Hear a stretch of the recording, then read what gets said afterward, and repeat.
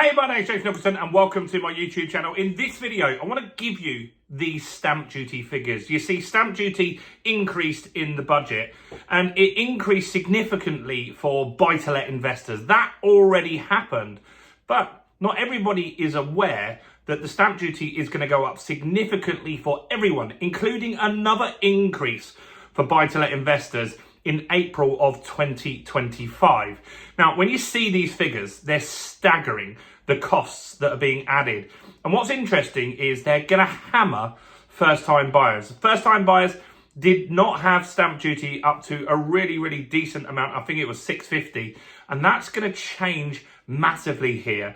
In fact, you'll see a lot of first-time buyers that were never going to pay stamp duty falling into that. So if you hear the government saying we're supporting first-time buyers, not true if you look at these stats anyway. So let's have a look at what this stamp duty means. What's it going to mean for the market? So before we jump into this, if you're new around here and you haven't done, subscribe to the channel over there and hit that bell notification. We've got new property content every single day. House prices, interest rates, investing in property, and much more. And do me a quick favor, let's get more views on this video by smashing like, tickling like, doing something to that like button. That really helps with the YouTube algorithm. So, stamp duty is going up, and it's going up markedly. Now, this was a stamp duty holiday. The rates were cut, and effectively what they've done is they've just not renewed that lower rate.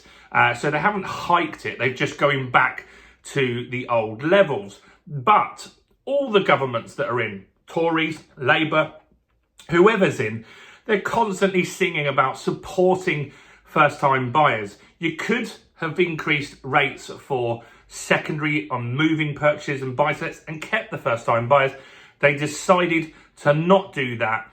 And this will have an impact on property. So what will happen now is a lot of transactions will happen. People will speed up purchases and probably house prices will go up a little bit until March of this year. There'll be a lot of pressure on estate agents, on solicitors, on mortgage companies to complete purchases prior to that April deadline. If people don't get to that deadline, some of those transactions will fall through. They just won't complete. Now, as an investor, that could be an opportunity for you to save a chain, and you can get deals in that sort of scenario. So that could be something to look out for. So let's have a look at what the rates are. I'm going to start with fairly round numbers that are quite common around the UK. So we're starting at £125,000 here. I'm going to look at first-time buyers. So left-hand side is what the rate is today. The right-hand side is what the rate's going to go to. So if you're a first-time buyer and you're going to buy a property today or after April 25, the stamp duty will be zero still. So it's good at that level. £250,000, it's going to be zero at both levels. This is where it starts to jump up, unfortunately. So if you buy a 500 grand house today, the stamp duty costs are £3,750. Now, that is not an uncommon price for a first-time buyer in London. Obviously, London and the southeast is a lot more expensive. Now, this jumps massively. This is going to impact house prices around those numbers. So it's going to go from March 3,700 to £10,000. That's a huge increase on a £500,000 house. If you have a deposit on that of 10%, you need 50 grand plus 60 grand. Then you've got to have all the legal fees and stuff like that, solicitors' fees. It's going to add up quite a lot. And that means that people might have to bid prices down in order to get that to go through. If you bought £1 million house, obviously I know a lot of first-time buyers won't, but these levels, they're not really hit much. It goes from 41 grand up to £43,000 there for £1 million house. And for a £1.8 million house, it goes from 127,000 to 129,000. Crazy amounts, but it's probably not going to hit the high end of the market on those prices at all. So let's have a look at a normal purchase. This means that you're not a first-time buyer. You're buying a new property in order to live in. So it's not going to be an investment. So 125 is zero and it stays zero. 250, which is the average house price, a lot of people are now going to fall into the stamp duty bracket. So at 250, it's currently 0. That's going up to 2,500. It's quite a lot extra that people need on top of deposits and stuff, isn't it? Sure you'd agree with that. And so this will make some people reluctant to purchase, or opposite. Between now and March, it might get people more motivated to get something done. £500,000 properties are going up from £12,500 to £15,000. So that's a big jump there. £1 million house goes up from 41 to 43. So not really much difference to the first time buyers. It's not a huge amount. We're going to see a big jump though on the buy-to-lets.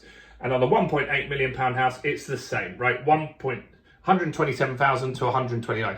That isn't going to move the market at that level. It won't impact house prices. It's at the lower end of the market that this really could have some impact. Buy-to-lets. This is brutal. So buy-to-lets, there's a surcharge, whatever percentage stamp duty you're at on this normal level, it's 5% on top of that. So £125,000 property, a buy-to-let landlord will pay $6,250 in tax. That's a lot. Obviously, they also have to have a bigger deposit than residential. The deposit needs to be at least 25% to get a buy-to-let mortgage as well. So big numbers here. The £250,000 house goes from £12,500 to £15,000. A big jump there. 500,000, 37,500 to 40,000. So this is another increase on top of what we already had from the budget, right? So it's extra on top. The £1 million house goes from 91,000 to 93,000, and the 1.8 goes from 217,000 to 219,000. Imagine your tax bill to buy a £1.8 million buy-to-let property is pretty much the value of the average house in the UK. That's mind-blowing, the amount of tax that people will pay at that level. Now, that shows that this really is going to raise some serious revenue for the government, but it also could slow down the property market.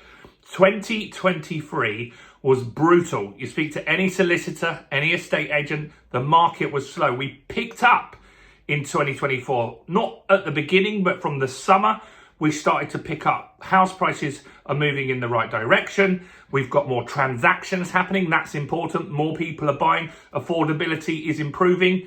But this is going to make affordability hit hard. And I wanted to draw attention, rather than just saying at list level it's that much, real numbers here.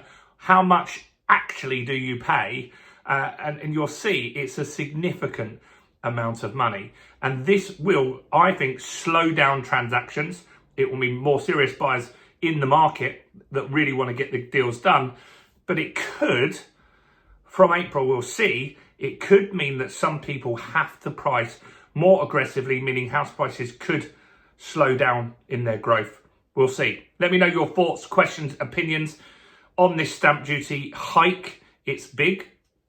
Do like the video, guys. That really helps with the YouTube algorithm. Check out all the other content on my channel, including this video right here.